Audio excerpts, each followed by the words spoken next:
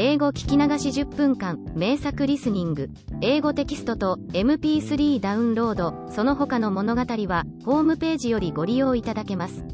88thpp.com 88thpp.com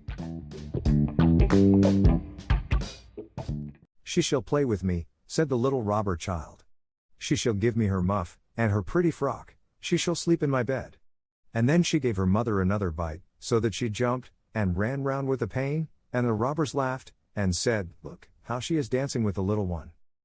I will go into the carriage, said the little robber maiden, and she would have her will, for she was very spoiled and very headstrong. She and Gerda got in, and then away they drove over the stumps of felled trees, deeper and deeper into the woods. The little robber maiden was as tall as Gerda, but stronger, broader shouldered, and of dark complexion. Her eyes were quite black, they looked almost melancholy. She embraced little Gerda, and said, They shall not kill you as long as I am not displeased with you. You are, doubtless, a princess?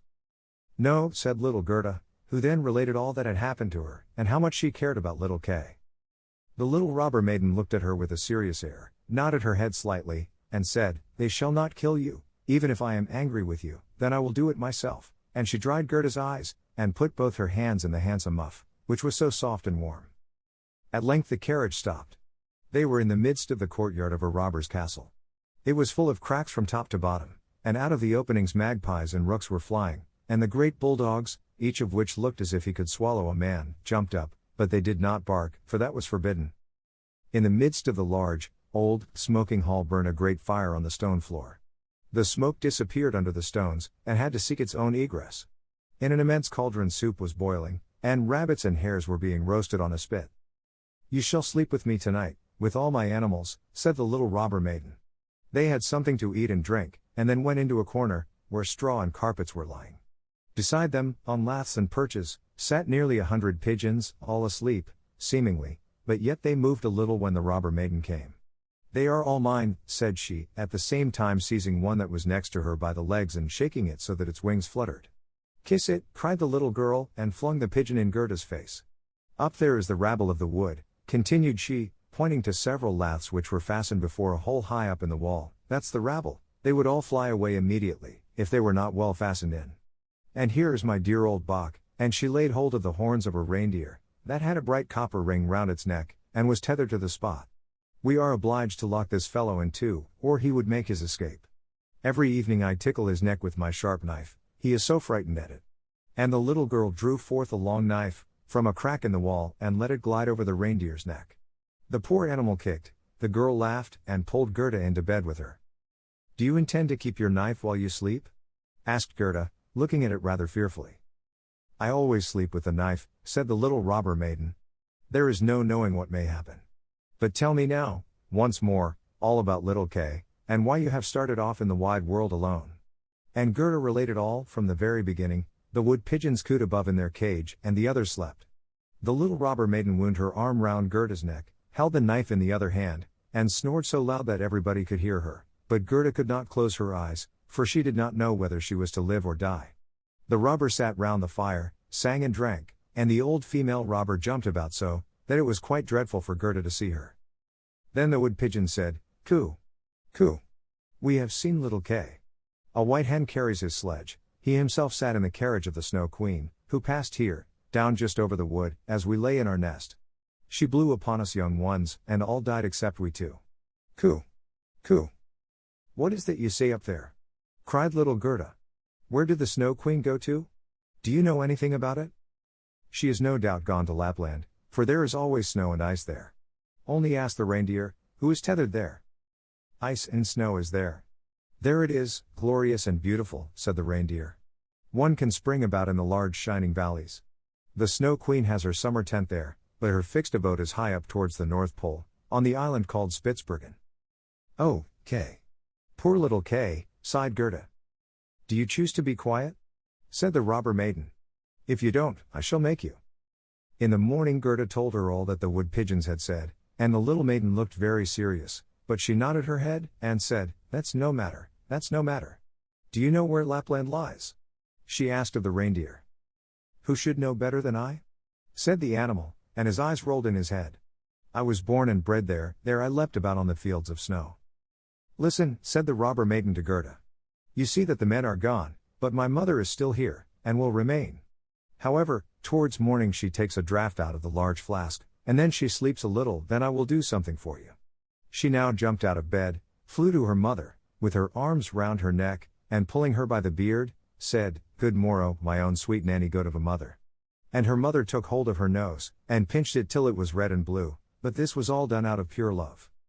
When the mother had taken a sup at her flask, and was having a nap, the little robber maiden went to the reindeer, and said, I should very much like to give you still many a tickling with the sharp knife, for then you are so amusing. However, I will untether you, and help you out, so that you may go back to Lapland. But you must make good use of your legs, and take this little girl from me to the palace of the Snow Queen, where her playfellow is. You have heard, I suppose, all she said, for she spoke loud enough, and you were listening. The reindeer gave a bound for joy. The robber maiden lifted up little Gerda, and took the precaution to bind her fast on the reindeer's back. She even gave her a small cushion to sit on. Here are your worsted leggins, for it will be cold, but the muff I shall keep for myself, for it is so very pretty. But I do not wish you to be cold. Here is a pair of lined gloves of my mother's, they just reach up to your elbow. On with them. Now you look about the hands just like my ugly old mother. And Gerda wept for joy. I can't bear to see you fretting, said the little robber maiden. This is just the time when you ought to look pleased. Here are 2 loaves and a ham for you, so that you won't starve. The bread and the meat were fastened to the reindeer's back. The little maiden opened the door, called in all the dogs, and then with her knife cut the rope that fastened the animal, and said to him, Now, off with you, but take good care of the little girl. And Gerda stretched out her hands with the large wadded gloves towards the robber maiden, and said, Farewell. And the reindeer flew on over bush and bramble through the great wood, over moor and heath, as fast as he could go. Dizza, dizza, was heard in the sky. It was just as if somebody was sneezing. These are my old northern lights, said the reindeer, look how they gleam. And on he now sped still quicker, day and night on he went, the loaves were consumed, and the ham too, and now they were in Lapland. 6th story. The Lapland Woman and the Finland Woman. Suddenly they stopped before a little house, which looked very miserable. The roof reached to the ground, and the door was so low that the family were obliged to creep upon their stomachs when they went in or out. Nobody was at home except an old Lapland woman, who was dressing fish by the light of an oil lamp. And the reindeer told her the whole of Gerda's history, but first of all his own, for that seemed to him of much greater importance.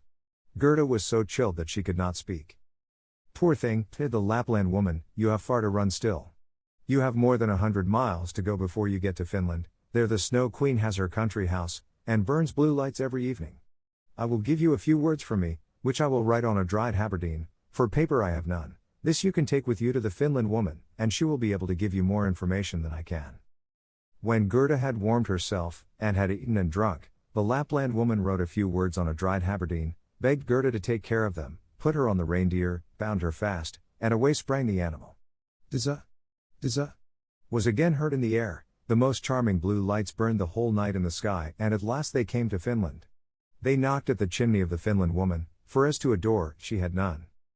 There was such a heat inside that the Finland woman herself went about almost naked. She was diminutive and dirty. She immediately loosened little Gerda's clothes, pulled off her thick gloves and boots, for otherwise the heat would have been too great, and after laying a piece of ice on the reindeer's head, read what was written on the fish skin. She read it 3 times, she then knew it by heart, so she put the fish into the cupboard, for it might very well be eaten, and she never threw anything away. Then the reindeer related his own story first, and afterwards that of little Gerda, and the Finland woman winked her eyes, but said nothing. You are so clever, said the reindeer, you can, I know, twist all the winds of the world together in a knot. If the seaman loosens 1 knot, then he has a good wind, if a second, then it blows pretty stiffly, if he undoes the 3rd and 4th, then it rages so that the forests are upturned. Will you give the little maiden a potion, that she may possess the strength of 12 men, and vanquish the Snow Queen? The strength of 12 men, said the Finland woman. Much good that would be. Then she went to a cupboard, and drew out a large skin rolled up. When she had unrolled it, strange characters were to be seen written thereon, and the Finland woman read at such a rate that the perspiration trickled down her forehead. But the reindeer begged so hard for little Gerda, and Gerda looked so imploringly with tearful eyes at the Finland woman, that she winked, and drew the reindeer aside into a corner, where they whispered together, while the animal got some fresh ice put on his head. 'Tis true little Kay is at the Snow Queen's, and finds everything there quite to his taste, and he thinks it the very best place in the world, but the reason of that is, he has a splinter of glass in his eye, and in his heart. These must be got out first, otherwise he will never go back to mankind, and the Snow Queen will retain her power over him. But can you give little Gerda nothing to take which will endue her with power over the whole? I can give her no more power than what she has already. Don't you see how great it is? Don't you see how man and animals are forced to serve her, how well she gets through the world barefooted? She must not hear of her power from us, that power lies in her heart, because she is a sweet and innocent child. If she cannot get to the Snow Queen by herself, and rid little Kay of the glass, we cannot help her. 2 miles hence the garden of the Snow Queen begins, thither you may carry the little girl. Set her down by the large bush with red berries, standing in the snow, don't stay talking, but hasten back as fast as possible. And now the Finland woman placed little Gerda on the reindeer's back, and off he ran with all imaginable speed.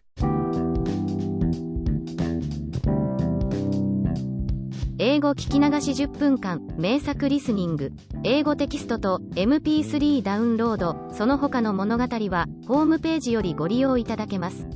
88thpp.com 88thpp.com